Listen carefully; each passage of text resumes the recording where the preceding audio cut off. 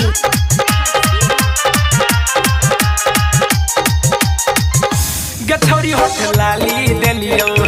गे दूध में के छाली देलियो गे छोरी होठ लाली देलियो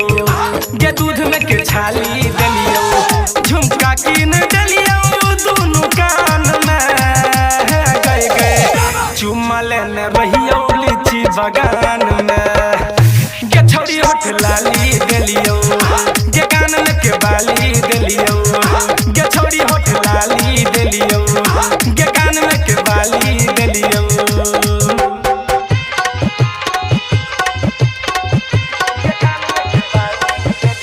डीजे कादर हर्षदीदी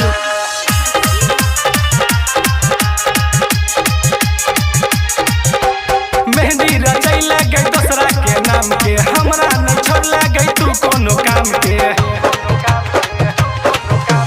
मेहंदी रचैला गई दूसरा के नाम के हमरा न छोड़ला गई तू कोनो काम के मिलल रही मुखिया जी के दलान में गए चुम्मा लेने रहियो लीची बगान में गे छोरी होठ लाली देलियो गे कान में के बाली देलियो गे छोरी होठ लाली देलियो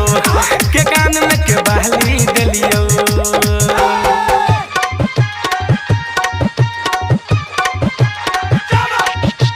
डीजे कादर हर्षदीदी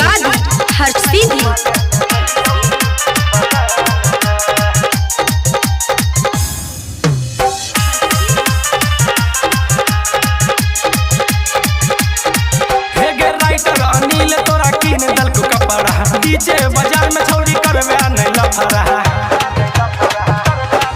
हे राइटर अनिल तोरा कीन दल को कपड़ा डीजे बाजार में छोरी करवे छ लफड़ा जींस कीन दल को शीतल दुकान में गए गए चुम्मा लेने रहियो लीची बगान में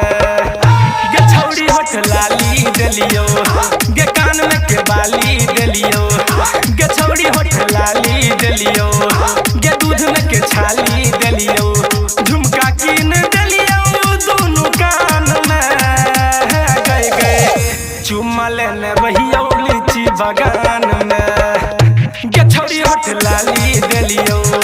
गे कान में के बाली देलियो गे छोरी होठ लाली देलियो